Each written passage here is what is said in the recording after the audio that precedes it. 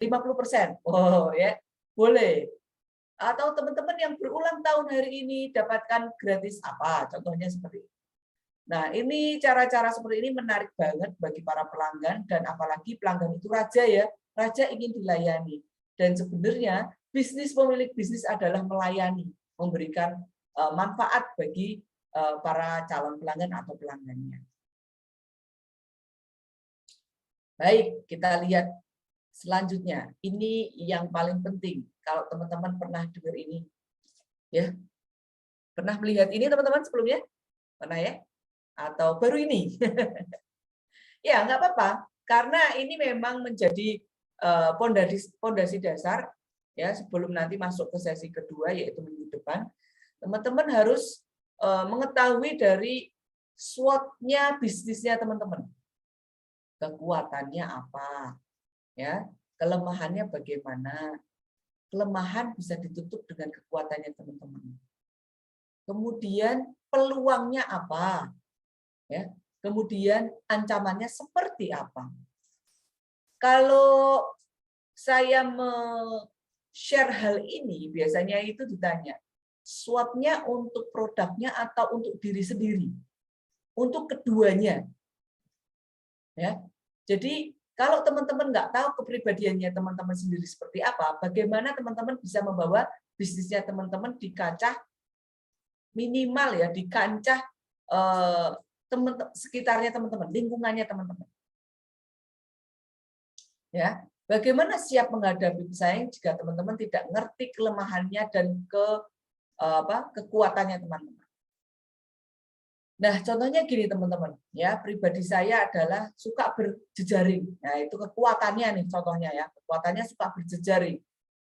Kelemahannya adalah saya mudah bosan. Nah, bagaimana saya supaya saat berjejaring tidak mudah bosan? Nah, berarti kita harus mencari peluang, teman-teman. Ya, peluang kira-kira yang ngobrol ini nanti akan membuat peluang dari kedua belah pihak.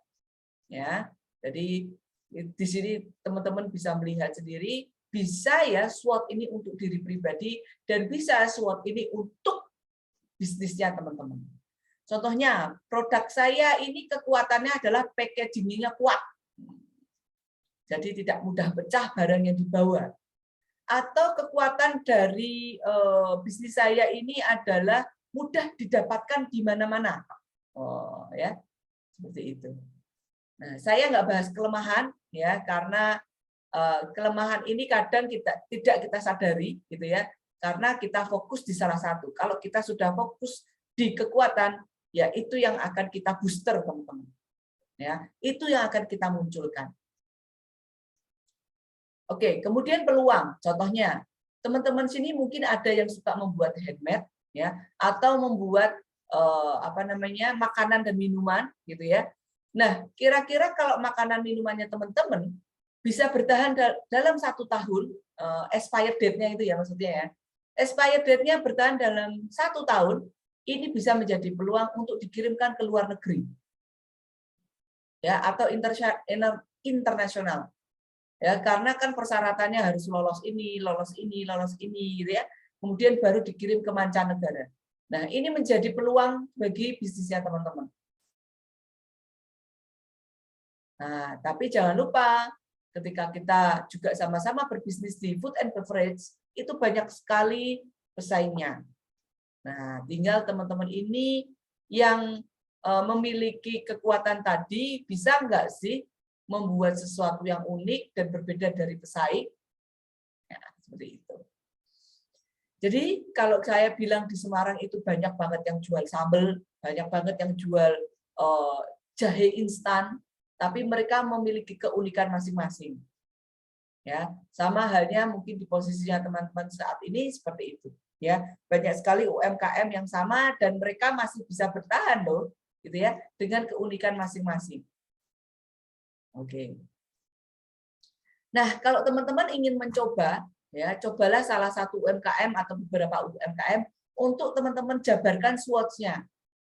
Loh, gimana caranya? Ya ngobrol sama pemilik bisnisnya. Bu, kekuatan dari produknya itu apa sih, Bu?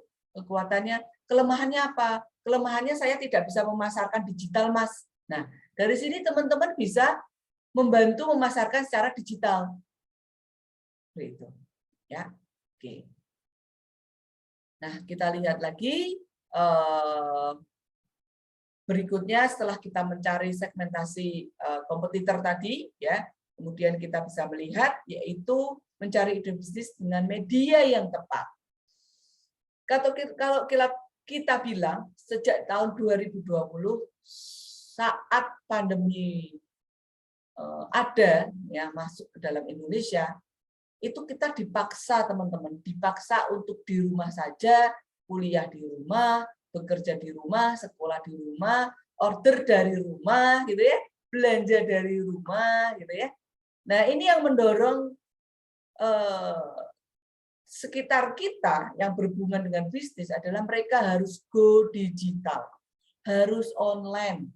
Mau nggak mau ya, mereka menggunakan semua aplikasi yang berhubungan. Kita tadinya tidak menginstal, contohnya marketplace, jadi menginstal. Tadinya kita tidak menginstal tentang dana-dana online, ya, atau cashless.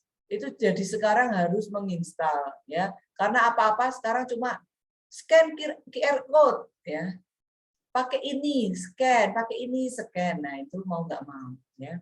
Jadi teman-teman cek mau online atau offline. Tapi apakah offline ini benar-benar ditinggalkan? Tidak, ya, belum teman-teman, ya. Karena kalau teman-teman lihat, simpel saja di CFD hari Minggu gitu ya, itu masih kok berlaku sebar-sebar brosur, icip-icip makanan, itu masih berlaku.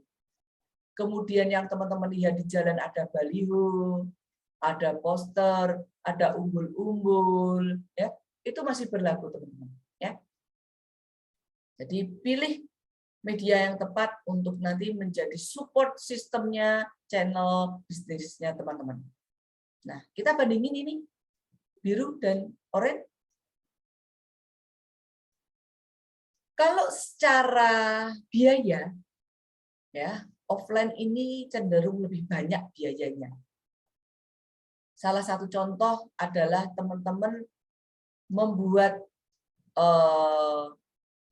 desain yang dicetak dengan yang diupload, murah mana?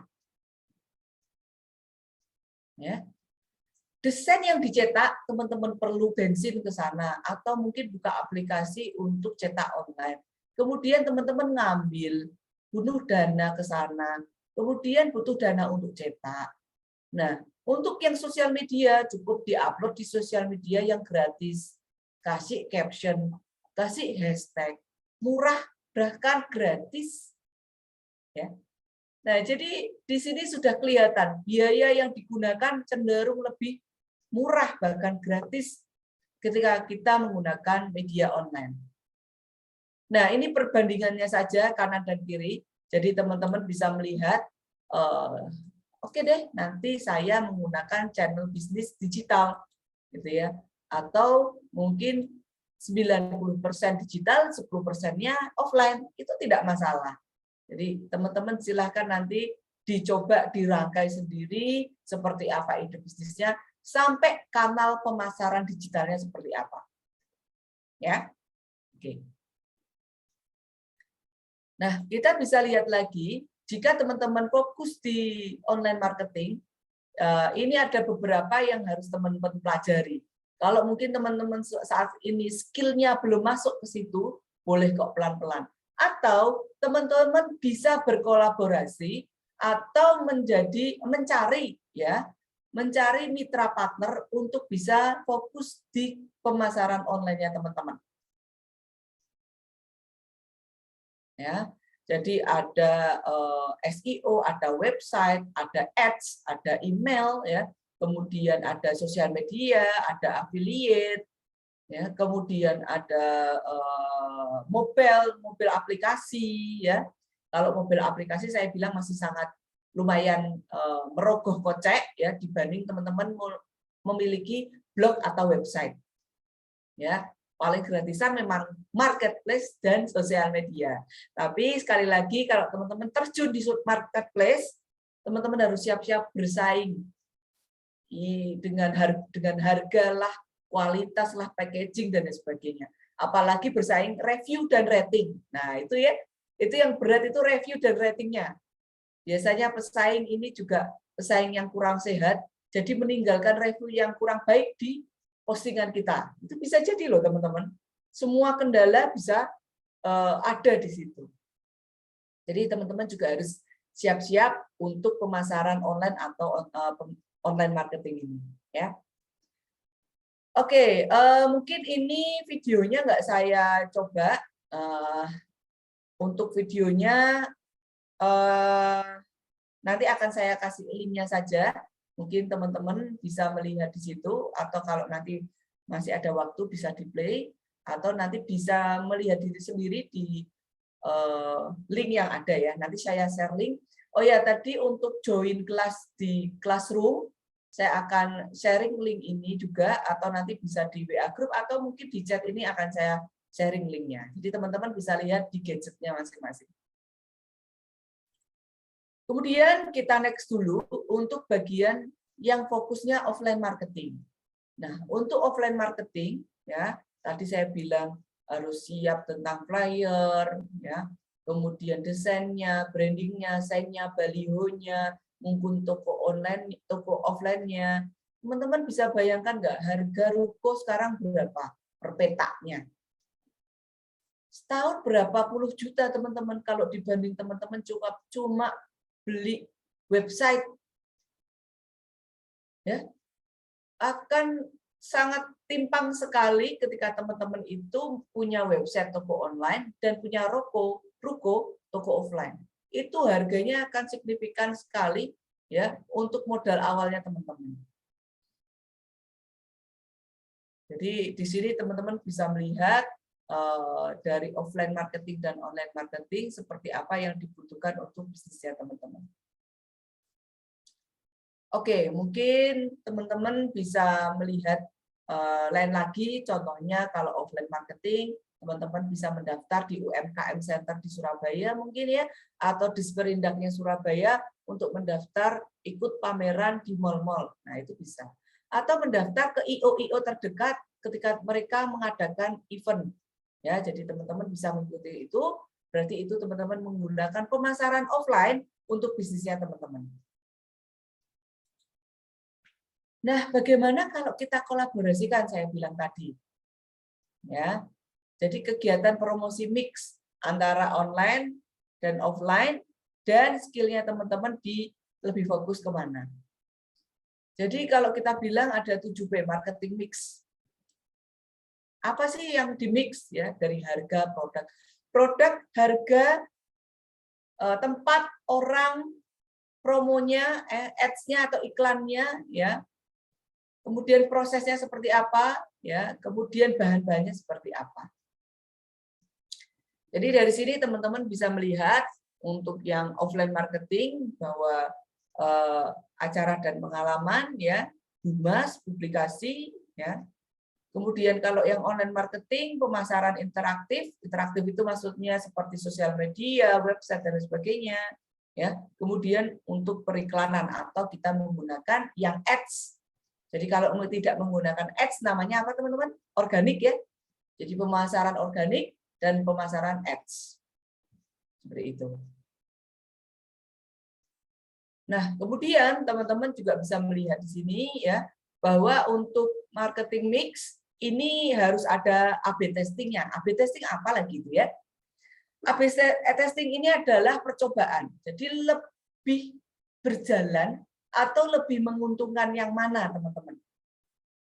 Ya, kalau lebih menguntungkan yang digital karena dia spare dananya bisa sangat murah sekali, gitu ya. Maka saya berarti besok bulan berikutnya saya akan menggunakan digital marketing saja. Contohnya seperti itu.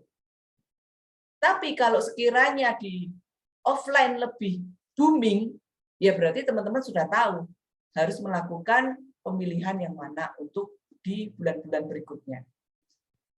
Jadi keputusan itu juga harus teman-teman analisa ya, bagaimana di dalamnya prosesnya dan lain sebagainya ya.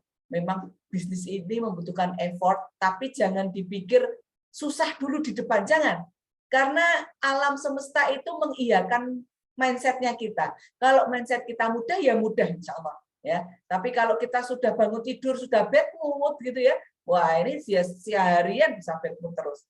Jadi apa good vibe apa yang bisa kita keluarkan saja, ya, supaya mengurangi bad vibe-nya kita. Apalagi nanti teman-teman sebagai pemilik bisnis, ya jangan sampai nanti karyawannya kena marah terus gitu ya. Nah, ini jadi harus menjadi business owner yang bijak ini ya. Oke. Oke, teman-teman nanti bisa mempersiapkan jawabannya teman-teman di note, di gadget atau di kertas, boleh silahkan. Ya, teman-teman harus mengungkapkan hal ini ya. Apa sih? Nah, itu mungkin teman-teman bisa lihat, yaitu 3 circle utama sebelum Anda membuka ide bisnis atau menjalankan bisnisnya teman-teman. Aduh, gimana nih caranya? Sudah pernah lihat 3 circle ini teman-teman? Ini biasanya kalau saya lagi down di bisnis saya suka melihat ini sendiri. Ini yang memicu saya kenapa sampai